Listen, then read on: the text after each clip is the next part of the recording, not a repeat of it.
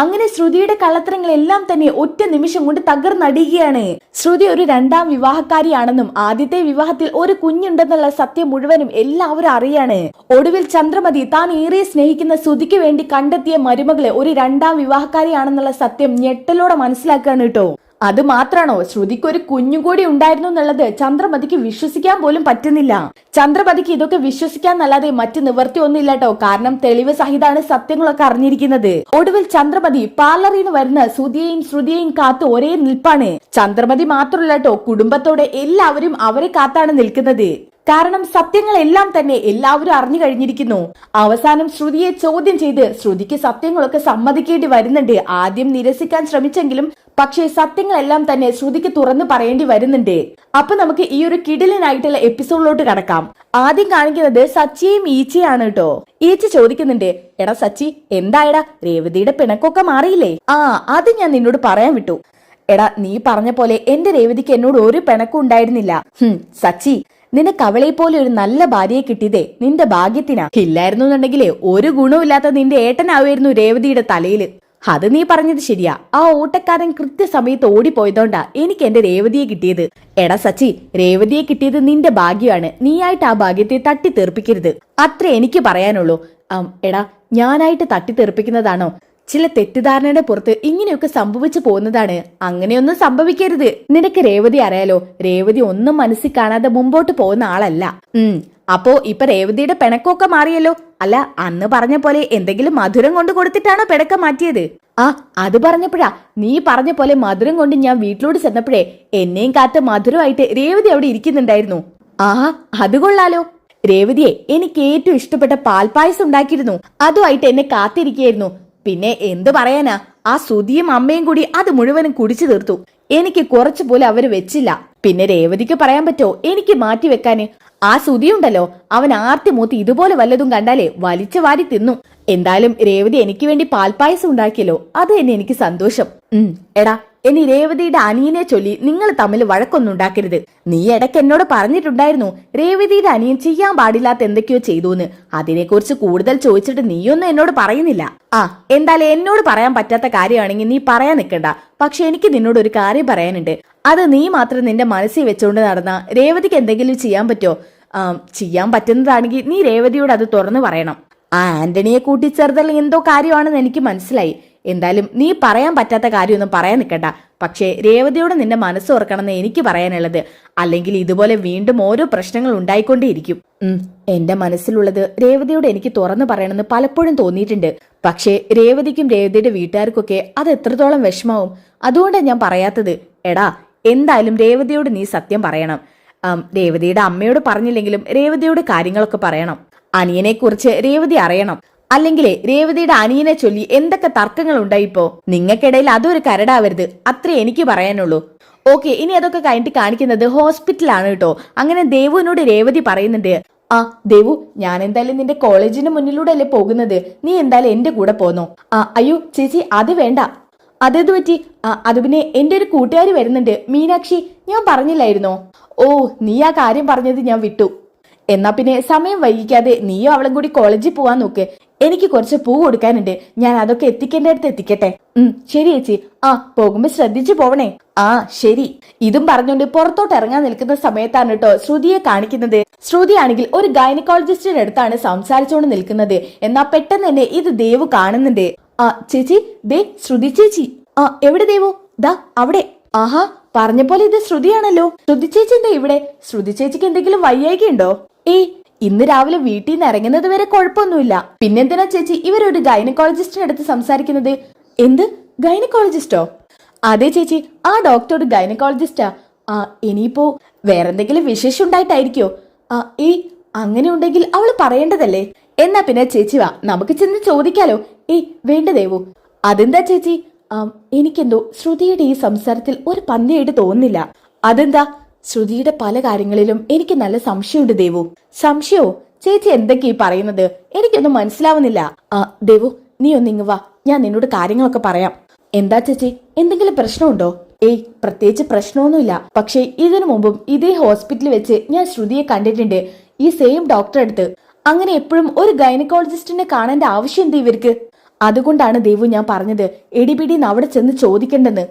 എന്നാ പിന്നെ ഇതിന്റെ സത്യാവസ്ഥ എന്താണെന്ന് അറിയണ്ടേ ചേച്ചി? അത് വേണം. അതുകൊണ്ടാണ് ഞാനിപ്പോ ശ്രുതിയുടെ അടുത്തോട്ട് പോണ്ടെന്ന് പറഞ്ഞത്. ആദ്യം അവളെ ഒന്ന് വിളിക്കണം. വിളിച്ചിട്ട് അവൾ എവിടെയുണ്ടെന്ന് തിരക്കണം. സത്യം പറയുവാണെന്നുണ്ടെങ്കിൽ അവൾ ഹോസ്പിറ്റലാണെന്ന് നമുക്ക് ഉറപ്പിക്കാലോ. അഥവാ അവള് കള്ളം പറയാൻ ശ്രമിക്കുകയാണെന്നുണ്ടെങ്കിൽ അവളുടെ ലൈഫിൽ എന്തൊക്കെയോ പ്രശ്നങ്ങൾ ഉണ്ടെന്ന് വേണം മനസ്സിലാക്കാൻ. അത് ചേച്ചി പറഞ്ഞത് ശരിയാണ്. സത്യം പറയേണ്ട ആൾക്ക് സത്യം പറയാലോ. എന്തെങ്കിലും മറച്ചു വെക്കുന്നുണ്ടെങ്കിലേ അവർ കള്ളം പറയേണ്ട ആവശ്യമുള്ളൂ. അതെ. എന്നാ പിന്നെ ചേച്ചി ഒരു കാര്യം ചെയ്യ്, ശ്രുതി ചേച്ചിക്ക് വിളിച്ചോ. അതിനു മുമ്പ് ആ ഡോക്ടറോട് സംസാരിക്കുന്നത് കഴിഞ്ഞോന്നൊന്ന് നോക്ക്. ഒന്ന് നോക്കട്ടെ. കഴിഞ്ഞു ചേച്ചി. ശ്രുതി ചേച്ചി അവിടെ ഇരിക്കുക. എന്നാ പിന്നെ എന്റെ ഫോണിൽ നിന്ന് വിളിച്ചു നോക്കട്ടെ. ഇത് പറഞ്ഞപ്പോ തന്നെ ദേവു പറയുന്നുണ്ട്, ചേച്ചി നമുക്ക് തൽക്കാലം ഇവിടുന്ന് അങ്ങോട്ട് മാറി നിൽക്കാം. ഇവിടെ ആളുകളുടെ തിരക്കും നല്ല ശബ്ദവും ഉണ്ടാവും. ചിലപ്പോ ഹോസ്പിറ്റലാണെന്ന് തിരിച്ചറിയാൻ മതിയായിരിക്കും. എന്നാ പിന്നെ ഇവിടുന്ന് മാറി നിൽക്കാം. ഇതും പറഞ്ഞുകൊണ്ട് രേവതിയും ദേവും കൂടി ഒരു ഭാഗത്തോട്ട് മാറി നിൽക്കാണ്. ചേച്ചി ഇവിടുന്ന് വിളിച്ചോ, ഇവിടെ അങ്ങനെ ആരുടെ ശബ്ദവും ഉണ്ടാവില്ല. ഇതും പറഞ്ഞുകൊണ്ട് രേവതി നേരെ ഫോൺ ചെയ്യാൻ കേട്ടോ ശ്രുതിക്ക്. ശ്രുതിയാണെന്നുണ്ടെങ്കിൽ ആകെ ടെൻഷൻ അടിച്ച് നിൽക്കാൻ കേട്ടോ. 4 ഭാഗവും ആരെങ്കിലും ഒക്കെ വരുന്നുണ്ടോ എന്ന് നോക്കി നിൽക്കാണ് ശ്രുതി. ആ സമയത്താണ് ശ്രുതിയുടെ ഫോണിലേക്ക് ഒരു കോള് വരുന്നത്. ഇത് കണ്ടപ്പോ തന്നെ ശ്രുതി ഫോൺ എടുക്കുന്നുണ്ട് കേട്ടോ. ആ സമയത്താണ് രേവതിയുടെ ഫോൺ കോൾ കാണിക്കുന്നത്. ആരാ ഫോണിൽ വിളിക്കുന്നതെന്ന് പേടിച്ചോണ്ടാണ് കേട്ടോ ശ്രുതി ഫോൺ എടുക്കുന്നത്. ഇവളായിരുന്നോ? ഇവളെന്തിനാ ഇപ്പൊ വിളിക്കുന്നത്? മനുഷ്യൻ ടെൻഷൻ അടിച്ച് നിൽക്കുമ്പോഴാ രേവതിയുടെ ഒരു ഫോൺ കോള്. അവിടെ കിടന്ന് അടിയട്ടെ. കുറെ നേരം അടിയുമ്പോഴേ അവൾ എന്നെ വെച്ചോളും. ദേവു, അവള് ഫോൺ എടുക്കുന്നില്ലല്ലോ. മനഃപൂർവ്വം ഫോൺ എടുക്കാത്തതാ ശ്രുതി ചേച്ചി. ചേച്ചി ഒരു കാര്യം ചെയ്യ്, ഒന്നുകൂടെ വിളിക്ക്. ഇനിയും വിളിച്ചാ അവക്ക് വല്ല സംശയം തോന്നുവോ? ഏയ്, ഒരു സംശയം തോന്നില്ല. ചേച്ചി വിളിച്ചോ. ചേച്ചി വീട്ടിൽ നിന്നാണെന്ന് പറഞ്ഞാ മതി. ശരി. ഇതും പറഞ്ഞോണ്ട് രേവതി വീണ്ടും ഫോൺ ചെയ്യുന്നുണ്ട് കേട്ടോ. ഈ രേവതി എന്തിനാ വീണ്ടും വീണ്ടും വിളിച്ചോണ്ട് നിൽക്കുന്നത്? ഇതിനെ എടുത്തില്ലെങ്കിൽ എനിക്ക് തലവേദനയാവും. ഇതും പറഞ്ഞോണ്ട് രേവതിയുടെ ഫോൺ അറ്റൻഡ് ചെയ്യാണ് ശ്രുതി. ഹലോ. ഹലോ ശ്രുതി. എന്താ രേവതി? ഞാൻ പാർലറിൽ തിരക്കിലായിരിക്കുമെന്ന് നിനക്ക് അറിഞ്ഞൂടെ? ഇപ്പൊ ഒരുപാട് കസ്റ്റമേഴ്സ് വരുന്ന സമയമാണ്. ഈ സമയത്ത് ഞാൻ ഫോൺ എടുത്തില്ലെങ്കിൽ ഇങ്ങനെ വിളിച്ചോണ്ട് നിൽക്കണ്ട. അത് പിന്നെ ശ്രുതി, രേവതി നീ ഒന്നും പറയണ്ട. നീ പൂക്കച്ചവടം ചെയ്യുന്നത് പോലെ പാവപ്പെട്ടവരുടെ കയ്യിൽ നിന്ന് നക്കാപ്പിച്ച വാങ്ങുമല്ലേ ഞാന്. ഇവിടത്തെ സീറ്റിലെ കോടീശ്വരന്മാര് വന്നിരിക്കുമ്പോ അവർ എണ്ണി തരുന്ന പണത്തിനനുസരിച്ചുള്ള വർക്ക് ചെയ്തു കൊടുക്കണം.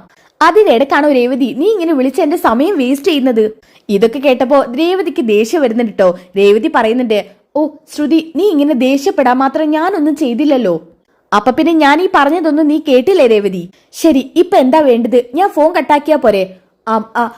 ഫോൺ കട്ടാക്കാൻ വരട്ടെ. നീ എന്തിനാ എന്നെ വിളിച്ചത് അത് പറ. അല്ല, നിനക്ക് തിരക്കാണെന്നല്ലേ പറഞ്ഞത്.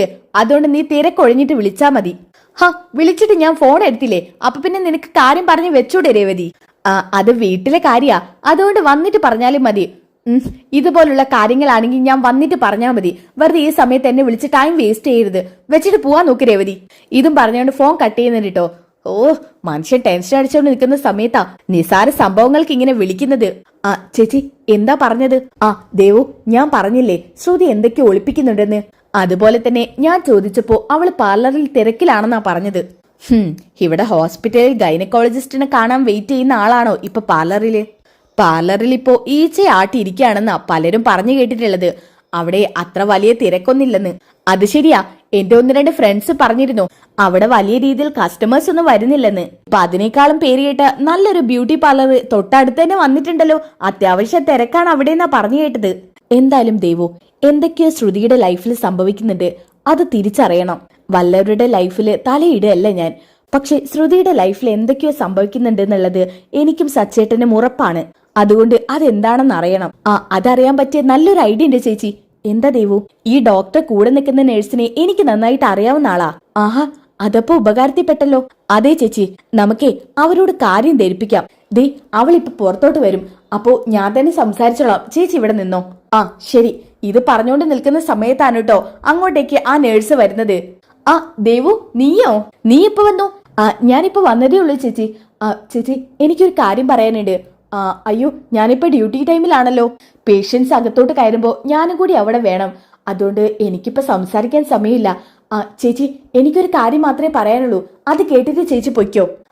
ശരി. എന്താ പറയാനുള്ളത്? പെട്ടെന്ന് പറയണേ. പെട്ടെന്ന് പറയാം. ദേ, ഇതെന്റെ ചേച്ചിയാ, രേവതി. ഈ ചേച്ചിയെ കുറിച്ച് ദേവു പറഞ്ഞിട്ടുണ്ട്. ചേച്ചി, ഇതിനെ കുറിച്ച് നമുക്ക് ഡീറ്റെയിൽ ആയിട്ട് പിന്നെ സംസാരിക്കാം. എനിക്കിപ്പോ ഒരു പ്രധാനപ്പെട്ട കാര്യം പറയാനുള്ളത്. നിനക്ക് എന്താ പറയാനുള്ളത് വെച്ചാ പറ.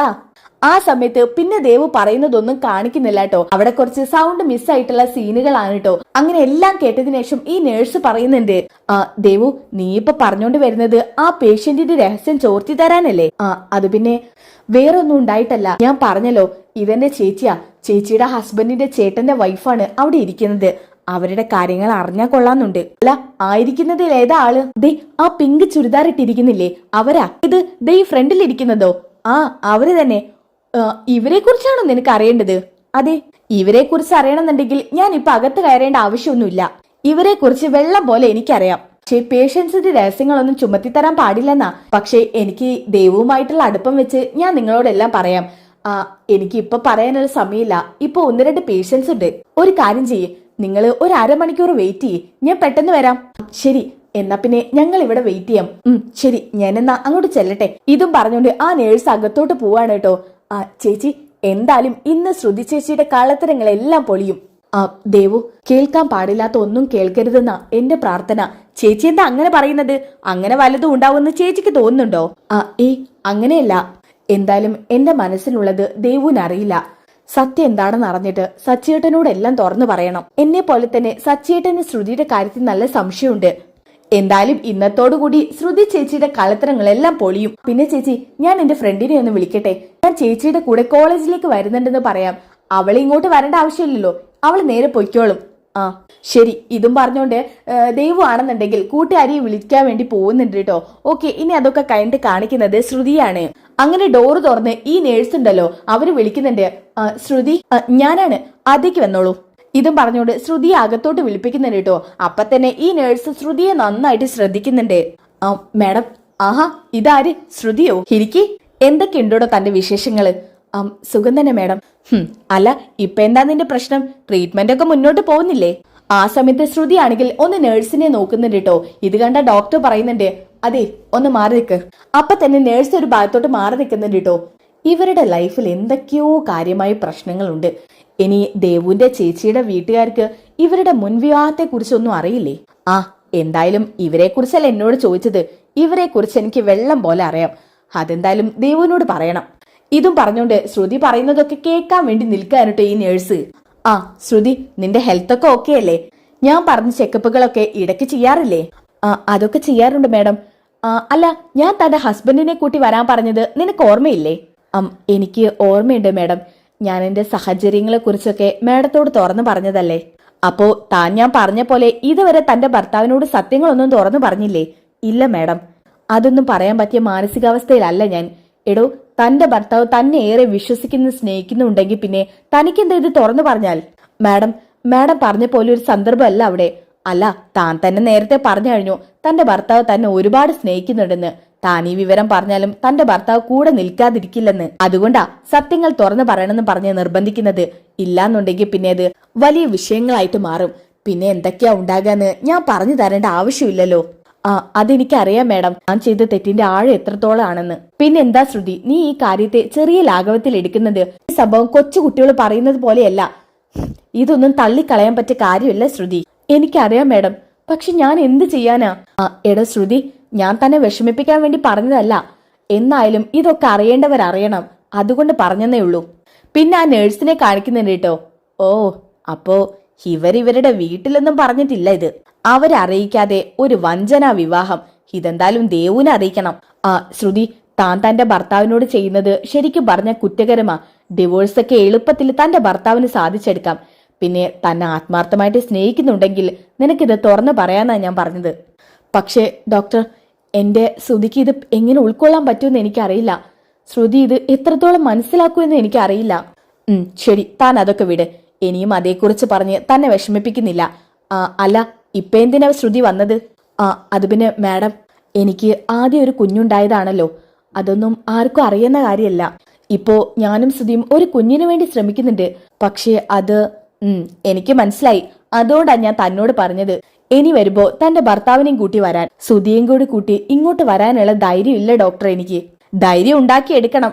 പല കാര്യങ്ങളും മറികടന്ന് ശ്രുതി ഒരുപാട് മുൻപോട്ട് പോവേണ്ടിയിരിക്കുന്നു. എന്തായാലും തന്റെ അമ്മ ജീവിച്ചിരിക്കുന്നിടത്തോളം കാലമല്ലേ മകന് അമ്മയുടെ കൂടെ കഴിയാൻ പറ്റൂ. അത് കഴിഞ്ഞ് ആ കുട്ടി അനാഥയായി പോവില്ലേ? അതിനു മുമ്പേ ശ്രുതിയെ കാര്യങ്ങൾ പറഞ്ഞ് ധരിപ്പിക്കണം. ഞാൻ മാക്സിമം ശ്രമിക്കാം ഡോക്ടർ. ഞാൻ എന്തായാലും 1-2 ടെസ്റ്റ് എഴുതി തരാം. അതെന്തായാലും ചെയ്തു നോക്കിയിട്ട് തനിക്ക് എന്തെങ്കിലും പ്രശ്നമുണ്ടോ എന്ന് ഞാൻ പറയാം. സാധാരണയായി തനിക്ക് പ്രശ്നം വരാനുള്ള സാധ്യതയൊന്നുമില്ല. ഇൻ കേസ് ഇനി എന്തെങ്കിലും ഉണ്ടെങ്കിൽ ഞാൻ പറയാം. പിന്നെ ഹസ്ബൻഡിനെയും കൂടി ഒന്ന് ചെക്ക് ചെയ്യണം. എന്നാലാണ് അദ്ദേഹത്തിന് എന്തെങ്കിലും പ്രശ്നമുണ്ടെന്ന് പറയാൻ പറ്റൂ. മാഡം, ഒരു ദിവസം ഞാൻ ശ്രുതിയുമായിട്ട് ഇങ്ങോട്ട് വരാം. ശരി. ഞാൻ ഈ എഴുതി തന്ന ടെസ്റ്റുകളൊക്കെ ഒന്ന് ചെയ്താൽ മതി. എന്നിട്ട് നെക്സ്റ്റ് വീക്ക് എന്നെ ഒന്ന് വന്ന് കാണണം. കൂടെ ഞാൻ ശ്രുതിയേയും കൂടി പ്രതീക്ഷിക്കുന്നുണ്ട്. ശരി മാഡം. ഇതും പറഞ്ഞുകൊണ്ട് ശ്രുതിയാണെന്നുണ്ടെങ്കിൽ എഴുന്നേറ്റിട്ട് അവിടുന്ന് പോകുകയാണ് കേട്ടോ. മീനാക്ഷി, ഇങ്ങോട്ട് വരൂ. മാഡം, ആ പേഷ്യന്റ് പോയോ? പോയി. നെക്സ്റ്റ് പേഷ്യന്റിനെ വിളിക്ക്. ഓ ശരി മാഡം. അങ്ങനെ പേഷ്യന്റിന്റെ അടുത്ത് വിളിക്കുന്നുണ്ട് കേട്ടോ. ഓക്കെ, ഇനി അതൊക്കെ കൈൻഡ് കാണിക്കുന്നത് നമ്മുടെ രേവതിയാണ് കേട്ടോ. രേവതി സച്ചിക്ക് ഫോൺ ചെയ്യുന്നുണ്ട്. അങ്ങനെ സച്ചി ഡ്രൈവ് ചെയ്തുകൊണ്ടിരിക്കുന്ന സമയത്ത് ഫോൺ എടുക്കുന്നുണ്ട് കേട്ടോ. ഒരു ഭാഗത്തേക്ക് വണ്ടി ഒതുക്കി നിർത്തുന്നുണ്ട്. എന്നിട്ടാണ് ഫോൺ എടുക്കുന്നത്. ഹലോ രേവതി. സച്ചേട്ടാ, എന്തായി പോയ കാര്യങ്ങള്? അതൊക്കെ ശരിയായി. അല്ല, അപ്പൊ പിന്നെ പൂക്കച്ചവടം കഴിഞ്ഞോ? ഇല്ല, ഞാൻ പൂ വിൽക്കാൻ വേണ്ടി പോയിട്ടില്ല. എന്ത്? അപ്പൊ നീ ഇന്ന് രാവിലെ ഉണ്ടാക്കിയ പൂക്കളൊക്കെ വാടി പോകില്ലേ? അത് വൈകുന്നേരത്തിനകത്ത് കൊടുത്താ മതി. ശരി. അല്ല, അപ്പൊ നീ എവിടെയാ? വീട്ടിലാണോ? അല്ല, ഞാനിപ്പോ ഹോസ്പിറ്റലാ. ഹോസ്പിറ്റലിലോ? അവിടുന്ന് പോന്നില്ലേ? ഇല്ല സച്ചേട്ടാ. അല്ല, എന്താ അവിടെ നിൽക്കുന്നത്? എന്തെങ്കിലും പ്രശ്നമുണ്ടോ? ഞാൻ അങ്ങോട്ട് വരണോ? ഏയ്, അതിന്റെ ഒന്നും ആവശ്യമില്ല സച്ചേട്ടാ. ഞാനേ ഇവിടെ ഒരു കാര്യം അറിയാൻ വേണ്ടി നിൽക്കുക. കാര്യം അറിയാനോ? എന്ത് കാര്യം രേവതി? സച്ചേട്ടാ, ഇവിടെ ഒരാളുണ്ട്. ഒരാളോ? ഈ ഒരാളാരാ? ഈ ഒരാളാണ് ശ്രുതി. ശ്രുതിയോ? ശ്രുതി എന്താ ഹോസ്പിറ്റല്? അതാണ് എനിക്കും അറിയേണ്ടത്. സച്ചേട്ടാ, നമ്മൾ തന്നെ ഇതിനു മുമ്പ് ഒരു 2-3 തവണ ശ്രുതിയെ ഇവിടെ കണ്ടിട്ടില്ലേ? കണ്ടിരുന്നു. പക്ഷേ അതിനോരോ കാരണങ്ങളായിട്ട് പലരെടുത്ത് പറഞ്ഞു ചെയ്തതല്ലേ? അതെ, അതൊക്കെ ശരിയാണ്. പക്ഷെ നമ്മൾ കണ്ടതൊക്കെ ഒരു ഗൈനക്കോളജിസ്റ്റിന്റെ അടുത്തല്ലേ? അതെ. ഇന്നും ഞാൻ ശ്രുതിയെ ഗൈനക്കോളജിസ്റ്റിന്റെ അടുത്ത് കണ്ടു. അവൾ എന്തൊക്കെയോ കാര്യങ്ങൾ മറച്ചു വെക്കുന്നുണ്ട് സച്ചേട്ടാ. എന്നാ പിന്നെ രേവതി, അവളെ വിടരുത്. അവൾ എന്താ മറച്ചു വെക്കുന്നുള്ള സത്യം നീ തിരിച്ചറിയണം. അതിനുവേണ്ടിയുള്ള ശ്രമത്തിലാ ഞാനും ദേവും. ദേവ് പോയില്ലേ? ഇല്ല സച്ചേട്ടാ, ദേവു എന്റെ കൂടെയുണ്ട്. ദേവുവിന്റെ ഒരു കൂട്ടുകാരിയുണ്ട് ഇവിടെ, നേഴ്സായിട്ട് വർക്ക് ചെയ്യാ. അവരോടാ ഞങ്ങൾ കാര്യങ്ങളൊക്കെ തിരക്കുന്നത്. ഈ ഗൈനക്കോളജിസ്റ്റിന്റെ നേഴ്സാണത്. അവരിൽ നിന്നും ശ്രുതിയെക്കുറിച്ച് എല്ലാ സത്യങ്ങളും അറിയാൻ പറ്റും. ഈ ശ്രുതിയെക്കുറിച്ച് വെള്ളം പോലെ അറിയാന്ന ആ നേഴ്സ് പറഞ്ഞത്. ആഹാ, അതെന്തായാലും ഉപകാരപ്പെട്ടല്ലോ. രേവതി, ഞാൻ അങ്ങോട്ട് വരണോ? ഏയ് വേണ്ട സച്ചേട്ടാ. എങ്ങാനും അവള് നിങ്ങളെ കണ്ടാലോ? ശ്രുതി എന്തായാലും അകത്തത്തെ പരിശോധന കഴിഞ്ഞ് പോയിട്ടുണ്ട്. കുറച്ചു നേരം കൂടി വെയിറ്റ് ചെയ്ത് കഴിഞ്ഞാൽ ഈ നേഴ്സ് പുറത്തോട്ട് വരും. അപ്പൊ അറിയാൻ പറ്റും എന്താന്നുള്ളതൊക്കെ. എന്തായാലും നിന്റെ നിരീക്ഷണങ്ങളൊക്കെ സൂക്ഷിച്ചു വേണം രേവതി. ശരി സച്ചേട്ടാ. എന്നാ പിന്നെ ഫോൺ വെച്ചോ. എന്തെങ്കിലും അറിയാണെന്നുണ്ടെങ്കിൽ എന്നെ വിളിച്ചറിയിക്കണം. ശരി. ഇതും പറഞ്ഞുകൊണ്ട് ഫോൺ കട്ട് ചെയ്യുന്ന കേട്ടോ. ഓക്കെ, പിന്നെ അതൊക്കെ കഴിഞ്ഞിട്ട് കാണിക്കുന്നത് ദേവുവിന്റെ കൂട്ടുകാരി പുറത്തോട്ട് വരുന്നതാണ്. ചേച്ചി, മീനാക്ഷി ചേച്ചി വരുന്നുണ്ട്. വാ ദേവു. ഇതും പറഞ്ഞുകൊണ്ട് അവർ മീനാക്ഷിയുടെ അടുത്തോട്ട് ചെല്ലുന്നുണ്ട് കേട്ടോ. ദേവു, നിങ്ങളിവിടെ കുറെ നേരം നിന്നോ? ഏയ്, അതൊന്നും കുഴപ്പമില്ല. അപ്പൊ രേവതി പറയുന്നുണ്ട്, മീനാക്ഷി, ഞങ്ങൾ ഇവിടെ ഇത്രയും നേരം നിന്നത് ചില സത്യങ്ങളൊക്കെ ഞങ്ങൾക്ക് അറിയാൻ വേണ്ടിയാ. അതെനിക്ക് മനസ്സിലായി ചേച്ചി.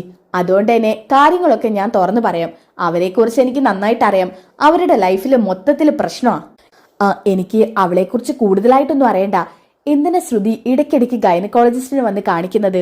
അല്ല, അതിനു മുമ്പ് ഞാൻ അങ്ങോട്ട് ഒരു കാര്യം ചോദിക്കട്ടെ. ഞാനാണ് ഈ കാര്യം പറഞ്ഞതൊന്നും നിങ്ങൾ ആരോടും പറയില്ലല്ലോ. ദേവുവിനോടുള്ള വിശ്വാസത്തിന് പുറത്ത് ഞാൻ കാര്യങ്ങളൊക്കെ പറയാം. പേഷ്യൻസിന്റെ രഹസ്യങ്ങളൊന്നും പുറത്ത് പറയരുതെന്നാ. ദേവുവിനോടുള്ള വിശ്വാസം കൊണ്ടാ ഞാൻ എല്ലാം പറയുന്നത്. മീനാക്ഷി, നീ എന്ത് പറഞ്ഞാലും നിന്റെ കാര്യങ്ങളൊന്നും ഞങ്ങൾ പുറത്തു പറയില്ല. അങ്ങനെയാണെന്നുണ്ടെങ്കിൽ ഞാൻ കാര്യങ്ങളൊക്കെ പറയാം. നീ പറ, സത്യം എന്താണെന്നുള്ളത് അറിയണം മീനാക്ഷി. അത് പിന്നെ ചേച്ചി, നിങ്ങൾ പറഞ്ഞ പേഷ്യന്റ് ഉണ്ടല്ലോ, അവര് ഇടയ്ക്കിടയ്ക്ക് ഇവിടെ വരുന്നത് വേറൊന്നും കൊണ്ടല്ല. അവര് രണ്ടാമതൊരു കുഞ്ഞിനെ ശ്രമിക്കുന്നുണ്ട്. പക്ഷേ അത് വേണ്ട രീതിയിൽ ഫലം തരുന്നില്ല. അതുകൊണ്ടാ ഡോക്ടറെ കാണിക്കാൻ വരുന്നത്. എന്ത്? രണ്ടാമതൊരു കുഞ്ഞോ? അതിനെ ശ്രുതി പ്രസവിച്ചിട്ടില്ലല്ലോ. അതേലോ ചേച്ചി, ശ്രുതി ചേച്ചി ഇതുവരെ പ്രസവിച്ചിട്ടില്ല. ഓ, അപ്പൊ ഞാൻ സംശയിച്ച പോലെ തന്നെ കാര്യങ്ങള്. വീട്ടിലൊന്നും അറിയിക്കാതെയാ അവര് സെക്കൻഡ് മാരേജ് നടത്തിയിരിക്കുന്നത്. എന്ന് വെച്ചാ നിങ്ങളെയൊക്കെ അവര് വിഡ്ഢിയാക്കുമായിരുന്നു എന്നർത്ഥം. അവരുടെ സെക്കൻഡ് മാരേജ് ആണ് നിങ്ങളുടെ ഹസ്ബൻഡിന്റെ ചേട്ടനെന്നാ എനിക്ക് തോന്നുന്നത്. എന്ത്? സെക്കൻഡ് മാരേജോ? അതെ, അവർ മുൻപൊരു വിവാഹം കഴിച്ചിട്ടുണ്ട്. അതിലുള്ള കുഞ്ഞാണ് ആദ്യത്തേത്. അവരുടെ ഡെലിവറി നടത്തിയതും ഇതേ ഗൈനക്കോളജിസ്റ്റാ. അതുകൊണ്ട് ഈ ഡോക്ടർക്ക് അവരുടെ എല്ലാ ചരിത്രങ്ങളും അറിയാം. എനിക്കറിയാവുന്നത് വെച്ചാ ഞാൻ പറഞ്ഞത്. അവരുടെ സെക്കൻഡ് മാരേജ് ആണ്. ഈ പറഞ്ഞ സുധി എന്നാണോ ഹസ്ബൻഡിന്റെ പേര്? അതെ. എന്നാ ഉറപ്പിച്ചോ, ഈ സുധി എന്ന് പറയുന്ന ആള് തന്നെയാണ് സെക്കൻഡ് ഹസ്ബൻഡ്. ഇന്ന് ഞാൻ കാര്യങ്ങളൊക്കെ കേൾക്കാൻ വേണ്ടി അവിടെ നിന്നതാ.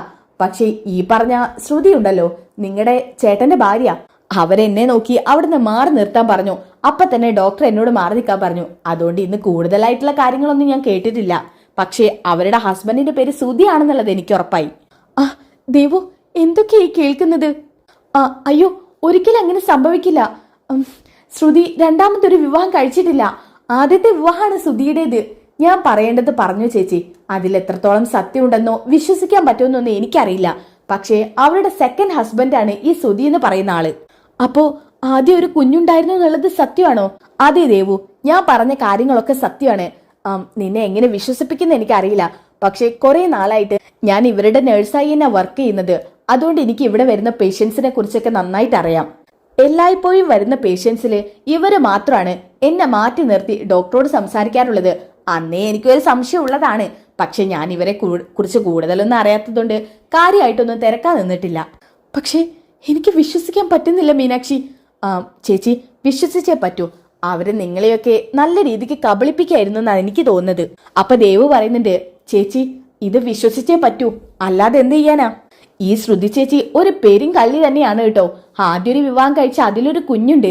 എന്നിട്ട് ശ്രുതിച്ചേട്ടനെ വഞ്ചിച്ച് ശ്രുതിച്ചേട്ടനെ വിവാഹം കഴിച്ചിരിക്കുന്നു. എന്തായാലും ഇത് ചേച്ചിയുടെ അമ്മായിമ്മക്ക് കിട്ടേണ്ടത് തന്നെയാ. അവര് കണ്ടെത്തിയ മരുമകളല്ലേ, മലേഷ്യക്കാരി മരുമകള്. എനിക്ക് അപ്പോഴേ നല്ല സംശയം ഉണ്ടായിരുന്നു. എന്തായാലും ഇപ്പൊ അത് ക്ലിയർ ആയല്ലോ. ദേവു, അങ്ങനെയൊന്നും പറയാതെ. ചേച്ചി, ഇതൊക്കെ കേട്ടിട്ട് ചേച്ചിക്ക് വിശ്വസിക്കാൻ പറ്റുന്നില്ലേ?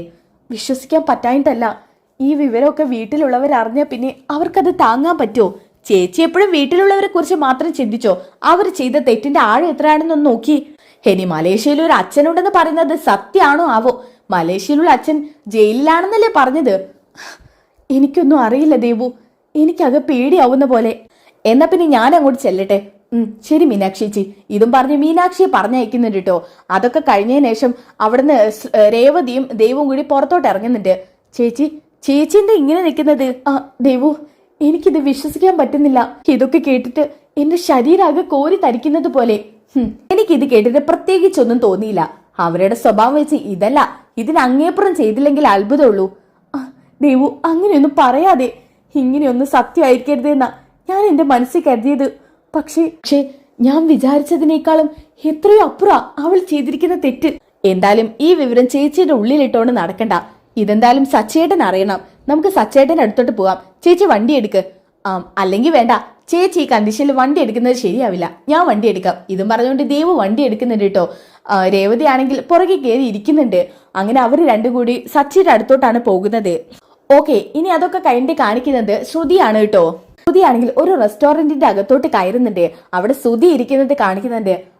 ശ്രുതി, ഹോ എന്റെ ശ്രുതി, നിന്നെ എത്ര നേരമായിട്ട് ഇവിടെ വെയിറ്റ് ചെയ്യാണ്? ഭക്ഷണം ഓർഡർ ചെയ്ത് ഒരുപാട് സമയമായി. ദേ, എനിക്ക് നിന്നെ കാത്തിക്കാളെ ക്ഷമയൊന്നും ഉണ്ടായിരുന്നില്ല.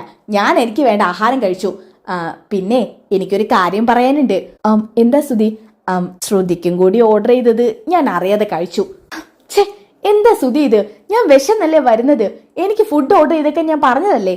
എന്നെ വഴക്ക് പറയില്ല ശ്രുതി. നീ ഇത്ര നേരമാവും വരാനെന്ന് ഞാൻ അറിഞ്ഞോ? വിശപ്പിന്റെ കാഠിന്യം കൊണ്ട് കഴിച്ചു പോയതാ. എന്താ ചെയ്യേണ്ടതെന്ന് അറിയോ നിന്നെ? ആ സമയത്താണ് വെയിറ്റർ അങ്ങോട്ട് വരുന്നത്. Madam, bill. ഇതും പറഞ്ഞ് ബില്ല് അവിടെ വെച്ചു കൊടുക്കുന്നുണ്ട് കേട്ടോ. അങ്ങനെ ബില്ല് ഓപ്പൺ ആക്കി നോക്കുന്നുണ്ട് ശ്രുതി. എന്ത്, 2700 രൂപയോ? ഇതിന് മാത്രം എന്താ ശ്രുതി നീ കഴിച്ചത്? അത് പിന്നെ ദേ ഇവിടെ കാണുന്ന വിഭവങ്ങളൊക്കെ കഴിച്ചു. ഇവിടുത്തെ സ്പെഷ്യൽ ആയിട്ടുള്ള കുറച്ച് ഫുഡുകളുണ്ട്, അത് ഓർഡർ ചെയ്ത് ഞാൻ കഴിച്ചു. പിന്നെ ഇവിടുത്തെ മെനുവില് ഒരു 2-3 ഐറ്റം ഞാൻ ഓർഡർ ചെയ്യാത്തതുണ്ട്. നീ വേണമെങ്കിൽ അത് ഓർഡർ ചെയ്തോ ശ്രുതി. നീ വെറുതെ എന്നെ ദേഷ്യം പിടിപ്പിക്കരുത്. എന്താ നീ കാണിച്ചു വെച്ചേക്കുന്നത്? 2700 രൂപയ്ക്കൊക്കെ ഫുഡ് അടിച്ച് കയറ്റിയേക്കുന്നോ? ഇതൊരു 5 സ്റ്റാർ ഹോട്ടലാണെന്നുള്ളത് നിനക്ക് അറിയില്ല ശ്രുതി. നിന്നോട് ഞാൻ അവിടെയുള്ള ഹോട്ടലല്ലേ പോവാൻ പറഞ്ഞത്. നീ എന്തിനാ ഇങ്ങോട്ട് വന്നത്? ശ്രുതി, നീ ബഹളം വെക്കാതെ, ആളുകൾ കേൾക്കും. അവരൊക്കെ നമ്മളെ നോക്കില്ലേ? പിന്നെ അത് നമ്മുടെ സ്റ്റാറ്റസിന് ഒരു കുറവായിരിക്കില്ലേ? ഏതായാലും കഴിച്ചു. ഇനി ഭക്ഷണത്തിന്റെ പൈസ കൊടുത്തിട്ട് പോവാം. നിന്റെ കയ്യിൽ പണം ഉണ്ടോ? അതെന്ത് ചോദ്യ ശ്രുതി? എന്റെ കയ്യിൽ എങ്ങനെ പണം ഉണ്ടാവാനാ? ശ്രുതിയുടെ കയ്യിൽ ഉണ്ടായിരിക്കുമല്ലോ. ദേ ശ്രുതി, എന്റെ വായിലിരിക്കുന്നത് കേൾപ്പിക്കരുത്. ഉള്ള പണം ഹോസ്പിറ്റലിൽ കൊടുത്തെറിഞ്ഞു വന്നേക്കുവാ ഞാൻ ചെക്കപ്പ് നടത്താൻ. അതെന്താ? അതിനെങ്ങനെയാ? ശ്രുതിക്കൊന്നും അറിയണ്ടല്ലോ. ശ്രുതി ഇങ്ങനെ രാജാവിനെ പോലെ നടന്നോ? ഒന്നും അറിയാത്തൊരു മന്ദബുദ്ധി. ശ്രുതി, നീ ഇപ്പൊ എന്താ പറഞ്ഞത്? ഹോസ്പിറ്റലിൽ ചെക്കപ്പിന് പോയതാണെന്നോ? ഹോസ്പിറ്റലിൽ ചെക്കപ്പിന് പോവാൻ നിനക്കെന്താ പ്രശ്നം? നിനക്കെന്തെങ്കിലും പ്രശ്നമുണ്ടോ? ആ അത് പിന്നെ സുധി, ഞാൻ പെട്ടെന്ന് വേറൊന്നുമല്ല, ഞാൻ തൽക്കാലം ചെറിയ ചെക്കപ്പുകളൊക്കെ നടത്തി. എന്ത് ചെക്കപ്പ്? അല്ല സുധി, നമ്മള് ഒരു കുഞ്ഞിന് വേണ്ടി വെയിറ്റ് ചെയ്യാണല്ലോ. അപ്പോ എന്തെങ്കിലും നീ ഈ പറയുന്നൊന്നും എനിക്ക് മനസ്സിലാവുന്നില്ലല്ലോ ശ്രുതി. നീ ഇപ്പൊ ഇത്ര അറിഞ്ഞാ മതി സുധി. ഇത് മതി. ദേ ഫുഡ് കഴിച്ചല്ലോ, എന്നാ പിന്നെ നമുക്ക് പോവാം. അല്ല ശ്രുതി കഴിക്കുന്നില്ലേ? എനിക്കിപ്പൊ വിശപ്പില്ല. അല്ല അപ്പൊ നല്ല വിശപ്പുണ്ടെന്ന് പറഞ്ഞതോ? ഇപ്പൊ വിശപ്പില്ല. എന്തെങ്കിലും വേണമെങ്കിലേ ഞാൻ വീട്ടിൽ ചെന്നിട്ട് കഴിച്ചോളാം. രേവതി എന്തെങ്കിലും ഉണ്ടാക്കി വെച്ചിട്ടുണ്ടായിരിക്കും. എന്നാലും ഇവിടുത്തെ ഭക്ഷണം ദേ ഇതൊക്കെ നിനക്ക് വേണ്ടി മാറ്റി വെച്ചതാ. ഇതേ നീ തന്നെ അങ്ങ് എടുത്ത് വിഴുങ്ങി തിന്ന്. വരാ നോക്കിയേ, ഇങ്ങോട്ട് വാ സുധി. ഇതും പറഞ്ഞ് സുധിയെ പിടിച്ച് അവിടുന്ന് വലിച്ചു പിടിച്ചോണ്ട് പോകുന്നുണ്ട് കേട്ടോ. ഓക്കെ, ഇനി അതൊക്കെ കഴിഞ്ഞിട്ട് കാണിക്കുന്നത് നമ്മുടെ രേവതിയും ദേവുമാണ്. രേവതിയും ദേവും സച്ചി ഒരു ഭാഗത്ത് വണ്ടി നിർത്തുന്നുണ്ട് കേട്ടോ. ആ ഒരു റോഡ് സൈഡില് അവിടേക്കാണ് വരുന്നത്. സച്ചിയേട്ടാ. ദേവു, രേവതി, രേവതി. എന്താ സച്ചേട്ടാ? എന്താ രേവതി, നീ എന്താ ആലോചിക്കുന്നത്? ഒന്നുമില്ല സച്ചേട്ടാ. അല്ല എന്തായി പോയ കാര്യം വല്ലതും അറിഞ്ഞോ? അറിഞ്ഞു സച്ചേട്ടാ. ദേവു നീ മിണ്ടാതിരിക്കെ. അവള് പറയട്ടെ രേവതി, ഞാനും കൂടി അറിയട്ടെ. ദേവു പറ. സച്ചേട്ടാ, പറയാൻ പോകുന്ന കാര്യം കേട്ടിട്ട് സച്ചേട്ടൻ ഞെട്ടരുത്. അതിന് മാത്രം എന്ത് കാര്യ? അപ്പൊ എന്തോ കാര്യമായിട്ട് നടന്നിട്ടുണ്ടല്ലോ. രേവതി കാര്യം പറ. സച്ചേട്ടാ, നമ്മൾ വിചാരിച്ച പോലുള്ള ഒരാളെ അല്ല ഈ ശ്രുതി. പിന്നെ ഈ ശ്രുതി മുൻപൊരു വിവാഹം കഴിച്ചിരുന്നു. എന്ത്? മുമ്പ് വിവാഹം കഴിച്ചിരുന്നോ? അതെ സച്ചേട്ടാ, അവക്ക് മുൻപൊരു വിവാഹത്തിലൊരു കുഞ്ഞുണ്ട്. എന്ത്? നീ എന്തൊക്കെ ഈ പറയുന്നത്? ദേ ചിരിക്കാൻ പറ്റാതായിപ്പോയി എനിക്ക്. സച്ചേട്ടാ, ഞാൻ സത്യ പറയുന്നത്. അതേ സച്ചേട്ടാ, എന്റെ കൂട്ടുകാരി ഈ വിവരമൊക്കെ പറഞ്ഞത് എന്ന് പറഞ്ഞിട്ട് അവിടെ കാര്യങ്ങളൊക്കെ പറയുന്നുണ്ട് കേട്ടോ. അതൊക്കെ പിന്നെ സൈലന്റ് ആയിട്ടാണ് കാണിക്കുന്നത്. പിന്നെ അതൊക്കെ കഴിഞ്ഞപ്പോ സച്ചി പറയുന്നുണ്ട്, എനിക്ക് വിശ്വസിക്കാൻ പറ്റുന്നില്ല ദേവു. വിശ്വസിച്ചേ പറ്റൂ. അപ്പോ ഈ ശ്രുതി എന്റെ ചേട്ടനെ ചതിക്കുമായിരുന്നുല്ലേ? എന്നൊരു നിമിഷം പോലും അവക്ക് അവിടെ നിൽക്കാനുള്ള അർഹതയില്ല. ഇതും പറഞ്ഞുകൊണ്ട് സച്ചി നേരെ വണ്ടി എടുത്ത് പോവാൻ നോക്കാട്ടോ. ദേവു, നിന്നോട് ഞാൻ ഇടിപിടിന്ന് പറഞ്ഞ പോലെ കാര്യം സച്ചിയോടനോട് പറയരുതെന്ന് പറഞ്ഞില്ലേ? ഇപ്പൊ എന്തായി? എന്തായാലും എല്ലാരും അറിയണ്ടേ ചേച്ചി. ദേവു, എന്റെ വായിലിരിക്കുന്ന നീ കേൾപ്പിക്കരുത്. ഇനി സച്ചിയേട്ടൻ ചെന്ന എല്ലാ സത്യങ്ങളും എല്ലാരോടും പറയില്ലേ? പറയട്ടെ, എല്ലാവരും അറിയട്ടെ. ചേച്ചി അവരെ എന്തൊക്കെ പറഞ്ഞ് നാണം കെടുത്തിയതാ. എല്ലാവരും സത്യങ്ങളൊക്കെ അറിയണം. ദേവു, ചേച്ചി ഒന്നും പറയണ്ട. ചേച്ചി ഇങ്ങനെ ഒരു പാവായി പോയിട്ടാ എല്ലാവരും ചേച്ചിയുടെ തലയിൽ കയറി നിരങ്ങുന്നത്. ചേച്ചി നേരെ വീട്ടിലോട്ട് വിട്ടോ. ഞാനേ ഇവിടുന്ന് വല്ല ഓട്ടോയും വിളിച്ചു പൊയ്ക്കോളാം. ഇതും പറഞ്ഞിട്ട് അവിടുന്ന് ദേവു പോകുന്നുണ്ട് കേട്ടോ. രേവതി ആണെന്നുണ്ടെങ്കിൽ വണ്ടി എടുത്ത് പോവാണ് അവിടുന്ന്. ഓക്കെ, പിന്നെ അതൊക്കെ കഴിഞ്ഞിട്ട് കാണിക്കുന്നത് സച്ചി വീട്ടിലെത്തുന്നതാണ് കേട്ടോ. കാർ അവിടെ നിർത്തി ദേഷ്യപ്പെട്ടുകൊണ്ട് അകത്തോട്ട് കയറി വരുന്നുണ്ട്. അച്ഛാ, അച്ഛാ, അമ്മേ, ശ്രീകാന്തേ, വർഷേ, അങ്ങനെ എല്ലാരും അങ്ങോട്ട് വരുന്നുണ്ട്. എടാ എന്തിനാടാ നീ ഇങ്ങനെ കാറുന്നത്? ഹോ വാ അമ്മേ, അമ്മയ്ക്ക് സന്തോഷം ഉണ്ടാക്കുന്ന ഒരു കാര്യം ഞാൻ പറയട്ടെ. ഓ, നീ ആയിട്ടൊന്നും പറയണ്ടടാ. നീ പറയുന്നതൊന്നും എനിക്ക് കേൾക്കാൻ വേണ്ട. ഇത് കേട്ടോണ്ടാണ് അങ്ങോട്ട് അച്ഛൻ വരുന്നത് കേട്ടോ. എടാ സച്ചി, നീയായിരുന്നോ? നിനക്കിതെന്ത് പറ്റിയടാ? അച്ഛാ, ഈ വീട്ടിൽ ഏറ്റവും പെരുങ്കള്ളനും കള്ളം പറയുന്ന ആളും അതുപോലെ സകല ബിരുദാനന്തര ബിരുദും കയ്യിലുള്ള വ്യക്തിയാണ് എന്റെ സ്വന്തം ഏട്ടനായ സുധിയെന്നാ ഞാൻ കരുതിയത്. അതിലിപ്പോ എന്താ ഇവിടെ ഒരു തെറ്റ്? അച്ഛാ, എന്നാലേ അങ്ങനെയുള്ള ഒരാൾ നമ്മുടെ സുധിയല്ല. പിന്നെ ഇവിടെ ഒരുത്തി ഉണ്ടല്ലോ, സുധിയുടെ ഭാര്യ എന്ന് പറഞ്ഞു നടക്കുന്ന പാർലർ ഏട്ടത്തി. ഛേ, ഏട്ടത്തിയോ? അവരെ ഏട്ടത്തിന്ന് വിളിക്കാൻ പറ്റുമോ? എന്താടാ കാര്യം? നീ കാര്യം തെളിച്ചു പറ. എന്റെ രവേട്ട, ഇവൻ പറയുന്ന ഒന്ന് കേട്ട് നിക്കണ്ട. ഇവനെ ശ്രുതിയെ കുറിച്ച് എന്തെങ്കിലുമൊക്കെ പറഞ്ഞ് പെരുപ്പിക്കാൻ വരുമായിരിക്കും. ഇല്ലാത്തതേ ഇല്ലാത്തത് ആര് പറയാൻ വന്നു? ഞാൻ ഇല്ലാത്തതൊന്നും അല്ല പറയാൻ പോകുന്നത്, ഉള്ള കാര്യമാണ്, കേട്ടോ. അപ്പോ ശ്രീകാന്ത് ചോദിക്കുന്നുണ്ട്, എന്താ സച്ചേട്ടാ? സച്ചേട്ടൻ എന്തീ പറയാനുണ്ടെങ്കിൽ അത് തുറന്നു പറ. പറയാം, കേട്ടോ. ഈ പാർലർ എടുത്തില്ലേ, പാർലർ എടുത്തിട്ട് രണ്ടാം വിവാഹമാണ് നമ്മുടെ സുധി. എന്ത് പറഞ്ഞടാ നീ? ശ്രുതിയുടെ രണ്ടാം വിവാഹമാണ് സുധിയെന്നോ? അതെ, അത് തന്നെയാണ് സത്യം. എടാ, എന്റെ കയ്യിന് നിന്റെ കരണത്തെ നീ അടിവേടിക്കരുത്. അമ്മേ, സത്യം അറിയുമ്പോ എല്ലാവർക്കും ഒരു പേടി കാണും. പക്ഷെ സത്യം ഇതാണ്. അപ്പോഴാണ് രേവതി അങ്ങോട്ട് വരുന്നത്. സച്ചേട്ടൻ വന്നേ. രേവതി വിട്, സത്യങ്ങൾ എല്ലാരും അറിയണം. എല്ലാരും മൂടി വെച്ചിരിക്കാൻ പാടില്ല. ആ സമയത്താണ് വർഷ വരുന്നത്. രേവതി ചേച്ചി, സച്ചേട്ടൻ എന്തോ പറയാനുണ്ട്. നിങ്ങൾക്കറിയാവുന്ന എന്തോ സത്യം പറയാനുള്ള ടൈം കൊടുക്ക്. വർഷ, അത് ചേച്ചി ഒന്ന് മിണ്ടാതിരിക്കും ചേച്ചി. സച്ചേട്ടാ, എന്താ പറയാനുള്ളത്? ഇത് തന്നെ, അവളുടെ രണ്ടാം വിവാഹമാണ് നമ്മുടെ ശ്രുതി. അത് മാത്രമല്ല, ഈ പറഞ്ഞ ശ്രുതിക്ക് ഒരു വിവാഹം കഴിഞ്ഞതിൽ അതിലൊരു കുഞ്ഞുണ്ട്. എടാ, ഇത് പറഞ്ഞ് സച്ചിയുടെ കാരണത്തൊന്ന് കൊടുക്കുന്നുണ്ട് കേട്ടോ. പറയടാ, ഇനി നീ പറ. ശ്രുതിയെ കുറിച്ച് മോശമായിട്ട് അവൻ ഓരോന്ന് ഉണ്ടാക്കി പറയുക. സ്ക്രിപ്റ്റ് എവിടുന്ന് എഴുതിയടാ നീ? ഇത് കേട്ടപ്പോ രവി പറയുന്നുണ്ട്, സച്ചി നിർത്ത്, തമാശ പറയുന്ന കാര്യമല്ല ഇത്. നീ എന്താ ഇപ്പൊ പറഞ്ഞോണ്ട് വരുന്നത്? എന്റെ അച്ഛാ, ഞാൻ പറഞ്ഞാലല്ലേ നിങ്ങൾക്ക് വിശ്വസിക്കായുള്ളൂ. രേവതിയോട് ചോദിക്കേ. ഓ, അവന്റെ ഒരു പുണ്യാളത്തിയായ രേവതി, ഇവള് പറയുന്നത് പച്ചക്കള്ളമായിരിക്കും. അമ്മ ഒന്ന് നിർത്തമ്മേ. സത്യം തെളിവോടുകൂടി അറിഞ്ഞാ പിന്നെ മരുമകള് തെറ്റുകാരിയല്ലെന്ന് പറയത്തില്ലല്ലോ. രവിയേട്ടാ, ഇവനിത് എന്തൊക്കെയാ പറയുന്നത്? ദേ, ഇവന്റെ കരണ ഇനി അടിച്ചു പൊളിക്കും ഞാന്. തിക്കോളാൻ പറഞ്ഞു അവനോട്. ചന്ദ്ര, നീ ഒന്ന് അടങ്ങ്, ഞാൻ കാര്യം അന്വേഷിക്കട്ടെ. സച്ചി, നിർത്ത്, ഇത്തരം സംസാരങ്ങൾ ഇനി വേണ്ട. എന്റെ പൊന്നച്ഛാ, ഞാൻ പറയേണ്ടതാണ് പറഞ്ഞത്, സത്യങ്ങള്. എന്റെ മകന്റെ മനസ്സിൽ ഓരോന്ന് കുത്തി വെച്ചിട്ട് അത് വളർത്തി പെരുപ്പിച്ചെടുത്തിട്ട് ഇവനിപ്പ എന്റെ സുധിയുടെ ഭാര്യയെ കുറിച്ച് ഇങ്ങനെയൊക്കെ പറയുന്നോ?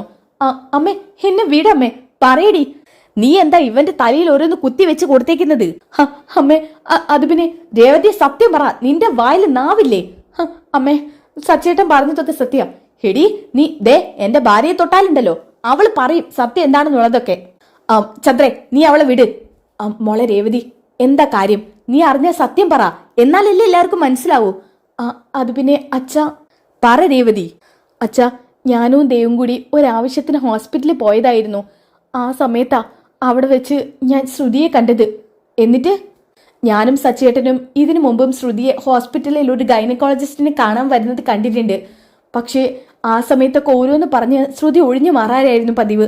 എടി, നിന്റെ പച്ചക്കളം നിർത്തിക്കോ. ചന്ദ്രേ, നീ ആദ്യം അവള് പറയുന്നത് മുഴുവൻ കേക്ക്. മോളെ, പറയ്. നടന്ന സംഭവങ്ങളൊക്കെ വളരെ പെട്ടെന്ന് പറയുന്നതാണ് കേട്ടോ കാണിക്കുന്നത്, വ്യക്തമായിട്ട് അവിടെ കാണിക്കുന്നില്ല എല്ലാം. പക്ഷേ രേവതി തുറന്ന് പറയുന്നുണ്ട് കേട്ടോ. ഇതൊക്കെ കേട്ട് ആകെ ഷോക്കിൽ നിൽക്കാണ് ചന്ദ്രമതി. ഹെടി, ആരെ ഈ സത്യം പറഞ്ഞതൊന്നും നീ പറഞ്ഞില്ലല്ലോ. അത് തൽക്കാലം അമ്മ അറിയണ്ട. അമ്മ ചോദിക്കാനുള്ളതൊക്കെ ശ്രുതിയോട് ചോദിച്ചാൽ മതി. അവളിങ്ങ് വരട്ടെ, അവളോട് ഞാൻ ചോദിക്കട്ടെ, അവൾ അങ്ങനെ ഒരു വിവാഹം കഴിച്ചിട്ടുണ്ടോ, അതിലൊരു കുഞ്ഞുണ്ടോ എന്നുള്ളത്. ചന്ദ്രേ, നീ ഒന്ന് അടങ്ങ്. പതി അവളോട് ചോദിച്ച് കാര്യങ്ങൾ മനസ്സിലാക്കിയാൽ മതി. അപ്പൊ വർഷ പറയുന്നുണ്ട്, ഛേ, ശ്രുതി ചേച്ചി ഇങ്ങനെ ഒരാളായിരുന്നോ? ശ്രുതി ചേച്ചിക്ക് ഒരു കുഞ്ഞുണ്ടെന്നും ആദ്യ വിവാഹം കഴിഞ്ഞതാണെന്നും പിന്നെ എന്തുകൊണ്ട് പറയാതിരുന്നത്? അപ്പോ ശ്രീകാന്ത് പറയുന്നുണ്ട്, വർഷേ, നമുക്ക് സത്യമൊന്നും അറിയില്ലല്ലോ. എന്തായാലും ശ്രുതി ചേച്ചി വരട്ടെ. അങ്ങനെ എല്ലാവരും കൂടി ശ്രുതിക്ക് വേണ്ടി വെയിറ്റ് ചെയ്തിരിക്കാൻ കേട്ടോ. അങ്ങനെ കുറച്ച് സമയത്തിന് ശേഷമാണ് സുധിയുടെയും ശ്രുതിയുടെയും കാറ് വരുന്നത് കാണിക്കുന്നത്. ദേ ശ്രുതി വന്നു. രവിയേട്ടാ, ശ്രുതി വന്നു. അവരിങ്ങ് വന്ന് കയറട്ടെ എന്റെ ചന്ദ്രേ. അങ്ങനെ അവര് വന്ന് കയറുന്നുണ്ട് കേട്ടോ. ആ സമയത്ത് ശ്രുതിയെ നോക്കി ദേഷ്യം പിടിച്ച് നിൽക്കാൻ കേട്ടോ ചന്ദ്രമതി. ഇത് കണ്ടപ്പോ ശ്രുതിക്ക് ആകെ പേടിയാവാൻ കേട്ടോ. ശ്രുതി, ഇതെന്താ നിന്റെ അമ്മ ഇങ്ങനെ നോക്കുന്നത്? അതേ എനിക്കും മനസ്സിലാവാത്ത ശ്രുതി, എന്താ അമ്മയ്ക്ക് പറ്റിയത്? ഹെടാ ശ്രുതി, ഇത്ര നേരം എവിടെയായിരുന്നു? അത് പിന്നെ അമ്മേ, ഞങ്ങള് പുറത്തുനിന്ന് ഭക്ഷണം കഴിച്ച് മാറി നിൽക്കാടെ ഇങ്ങോട്ട്. എനിക്ക് ഇവളോട് ഒന്ന് രണ്ട് കാര്യം ചോദിക്കാനുണ്ട്. സത്യാണെന്നൊന്നും അറിയില്ല, എന്നാലും ചോദിച്ചാലേ പറ്റൂ. പലരും ഇവിടെ അതും പറഞ്ഞ് എന്നെ പരിഹസിച്ചോണ്ടിരിക്കുക. എന്താ അമ്മേ? അത് ഞാൻ ചോദിക്കേണ്ടവളോട് ചോദിച്ചോളാം, നീ ഇങ്ങ് മാറി നിൽക്ക്. ചന്ദ്രേ, നീ രവിയേട്ടൻ മിണ്ടാതിരിക്കേ, ഞാൻ ചോദിക്കട്ടെ. ഞാൻ കണ്ടെത്തിയ മരുമകളല്ലേ ഇവള്, അതുകൊണ്ട് ഞാൻ തന്നെ ചോദിക്കാം. മാറി നിൽക്കി ഇങ്ങോട്ട്. എന്താ ആന്റി? ശ്രുതി, നീ ഇതിനു മുമ്പ് ഒരു വിവാഹം കഴിച്ചിട്ടുണ്ടോ? എന്ത്? ഇതിനു മുമ്പോ? ചോദിക്കുന്നതിന് മറുപടി മാത്രം തന്നാ മതി. ഉണ്ടോ ഇല്ലയോ? എന്റെ മകനെ വിവാഹം കഴിക്കുന്നതിന് മുമ്പ് നീ വേറൊരാളെ വിവാഹം കഴിച്ചിട്ടുണ്ടോ? ഇല്ല. അടുത്ത ചോദ്യം, ആ വിവാഹത്തിൽ നിനക്കൊരു കുഞ്ഞുണ്ടായിരുന്നോ? എന്തൊക്കെയാ ആന്റി പറയുന്നത്? ആന്റിയോട് ഇതൊക്കെ ആരോ പറഞ്ഞത്? ഉണ്ടോ ഇല്ലയോ? അത് പിന്നെ ഇത് കേട്ടോണ്ടാണ് കേട്ടോ ശ്രുതി അവിടെ നിൽക്കുന്നത്. ശ്രുതി ആകെ ഞെട്ടലോടെ നിൽക്ക. അമ്മേ, എന്തേ ചോദിക്കുന്നത്? ശ്രുതിക്ക് വേറെ ബന്ധോ? ഹേയ്, ഞാനാണ് അവളുടെ ആദ്യത്തെ ഭർത്താവ്. മിണ്ടാണ്ടിരിക്കടാ. സ്വന്തം ഭാര്യയുടെ രഹസ്യം പോലും അറിയില്ല, അവളൊന്ന് പ്രസവിച്ചത് പോലും ഒന്നും അറിയാത്ത ഭർത്താവ്. എടി ശ്രുതി, സത്യം പറ. ഇവളൊക്കെ അതും പറഞ്ഞു എന്നെ നാണം കെടുത്തിക്കൊണ്ടിരിക്കുക. പറയടി. അയ്യോ, അല്ല. അപ്പൊ സച്ചി പറയുന്നുണ്ട്, എന്നാ പിന്നെ അതൊന്ന് തെളിയിക്കി. അമ്മേ, ഇവളെ ഇങ്ങോട്ട് ഒരു ഗൈനക്കോളജിസ്റ്റിന്റെ അടുത്ത് പോ. ഇവളെ ആദ്യം ഒന്ന് പ്രസവിച്ചതാണെന്ന് അറിയാലോ. സച്ചി, നീ ഇതെന്തൊക്കെയാ പറയുന്നത്? നിങ്ങൾ എന്തൊക്കെയാ പറയുന്നത്? ഞാൻ ആദ്യം ഒരു വിവാഹം കഴിക്കേ? തെളിവ് സഹിതാണ് മോളെ ഞങ്ങൾ അറിഞ്ഞിരിക്കുന്നത്. നീ എനിക്ക് കൂടുതലൊന്നും പറയണ്ട. അയ്യോ, ഇവരെല്ലാ സത്യങ്ങളും അറിഞ്ഞല്ലോ. ഇനി ഞാൻ എങ്ങനെ ഇവിടെ പിടിച്ചു നിൽക്കും? നീ എന്താ ശ്രുതി ആലോചിക്കുന്നത്? ഏയ് ഒന്നുമില്ല ആന്റി. എന്നാ പിന്നെ ഒരു കാര്യം ചെയ്യ്, നീ എന്റെ കൂടെ വാ. ഹോസ്പിറ്റലിൽ പോയിട്ട് ഇതൊന്ന് തെളിയിച്ചിട്ട് എന്നെ കാര്യം. ഇതെങ്ങാനും സത്യം അല്ലെങ്കിൽ പൊന്നു മോളെ രേവതി, നിന്നെ ഞാൻ ചൂലുകൊണ്ട് അടിച്ച് വീട്ടിൽ നിന്ന് വെളി കളയും. ദേ, ഞാൻ നിന്നെയും കാത്ത് നിൽക്കുമായിരുന്നു. ശ്രുതി, നീ വന്നേ. അയ്യോ ആന്റി, ഞാൻ വരാനല്ലേ പറഞ്ഞത്. ആന്റി, അത് പിന്നെ എന്താ ഇവർ പറഞ്ഞതിൽ എന്തെങ്കിലും സത്യമുണ്ടോ? അത് ശ്രുതി ഇല്ലെന്ന് പറ ശ്രുതി, എന്നിട്ട് ഹോസ്പിറ്റലിൽ പോ, അത് തെളിയിച്ചു കൊടുക്ക്. അത് അപ്പോ വർഷ പറയുന്നുണ്ട്, എന്റെ ശ്രുതി ചേച്ചി ഉണ്ടെങ്കിൽ ഉണ്ടെന്ന് പറ, ഇല്ലെങ്കിൽ ഇല്ലെന്ന് പറ. എന്തായാലും സത്യം എല്ലാവർക്കും അറിയണം. ഹോസ്പിറ്റലിൽ പോവണ്ട, എന്റെ പരിചയത്തിൽ ഒരു ഡോക്ടർ ഉണ്ട്, അവരോട് ഇങ്ങോട്ട് വരാൻ പറയാം, അപ്പൊ സത്യമൊക്കെ അറിയാലോ. അയ്യോ വർഷേ വേണ്ട. അപ്പോ നിങ്ങൾക്ക് ഇതിനു മുമ്പ് ഒരു കുഞ്ഞുണ്ടോ? നിങ്ങൾ വേറൊരു വിവാഹം കഴിച്ചതാണോ? ശ്രുതി നീ നീ എന്നെ അപ്പൊ വഞ്ചിക്കായിരുന്നോ?